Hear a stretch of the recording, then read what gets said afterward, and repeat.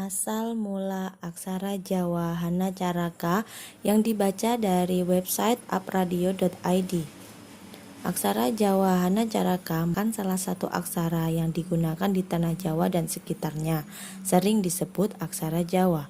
Aksara Hanacaraka sebenarnya diambil dari 5 aksara pertama dalam aksara Jawa, Ha, Na, Ca, Ra, Ka. Aksara Jawa sendiri berjumlah 20 aksara, yaitu Ha, Na, Ca, Ra, Ka, Da, Ta, Sa, Wa, La, Pa, Da, Ja, Ya, Nya, Ma, Ga, Pa, Ta, Nga. Tapi, tahukah kalian asal mula aksara Jawa? Berikut ini cerita tentang asal mula aksara Jawa Hanacaraka. Dahulu kala, di sebuah kerajaan Medang Kamulan, bertahtalah seorang raja bernama Dewata Cengkar, atau terkenal dengan nama Prabu Dewata Cengkar. Seorang raja yang sangat rakus, bengis, tamak, dan suka memakan daging manusia. Karena kegemarannya memakan daging manusia, maka secara bergilir rakyatnya pun dipaksa menyetor upeti berwujud manusia. Mendengar kebengisan Prabu Dewata Cengkar, seorang pengembara bernama Aji Saka bermaksud menghentikan kebiasaan sang raja. Aji Saka mempunyai 2 orang abdi yang sangat setia bernama Dora dan Sembada.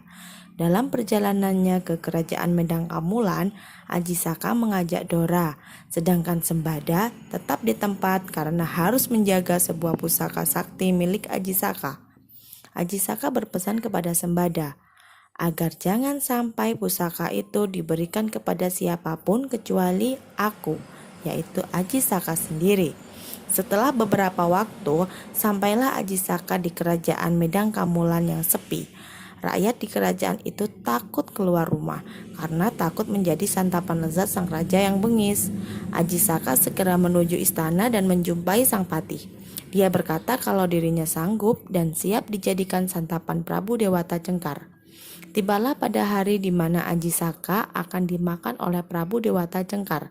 Sebelum dimakan, sang Prabu selalu mengabulkan satu permintaan dari calon korban, dan Aji Saka dengan tenang meminta tanah seluas syurban kepalanya.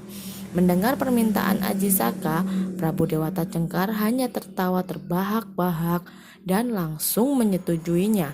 Maka dibukalah kain syurban penutup kepala Aji Saka. Aji Saka memegang salah satu ujung syurban, sedangkan yang lain dipegang oleh Prabu Dewata Cengkar.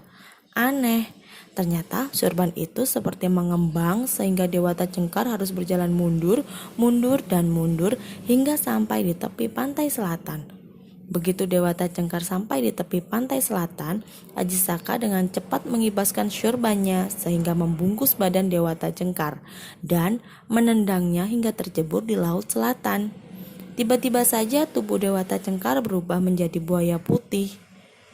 Karena engkau suka memakan daging manusia, maka engkau pantas menjadi buaya, dan tempat yang tepat untuk seekor buaya adalah di laut. Demikian kata Aji Saka. Sejak saat itu, kerajaan Medang Kamulan dipimpin oleh Aji Saka, seorang raja yang arif dan bijaksana. Tiba-tiba Aji Saka teringat akan pusaka saktinya dan menyuruh Dora untuk mengambilnya. Namun Sembada tidak mau memberikan pusaka itu karena teringat pesan Aji Saka. Maka terjadilah pertarungan yang hebat di antara Dora dan Sembada. Karena memiliki ilmu dan kesaktian yang seimbang, maka meninggallah Dora dan Sembada secara bersamaan. Aji Saka yang teringat akan pesannya kepada Sembada segera menyusul, namun terlambat. Karena sesampai di sana, kedua abdinya yang sangat setia itu sudah meninggal dunia.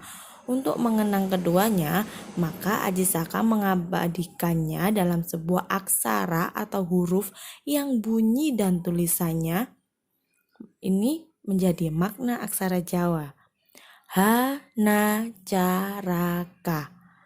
Maksudnya, ono utusan, atau bahasa Indonesianya ada utusan. Data sawala, maksudnya podo kekerengan. Bahasa Indonesianya saling berkelahi pada jayanya. Maksudnya pada digdayane bahasa Indonesianya sama-sama saktinya. Magabatanga. Maksudnya podo nyunggi batange. Bahasa Indonesianya saling berbangku saat meninggal. Demikianlah baca masa lalu hari ini. Mohon maaf ya gambarnya masih acak-acakan.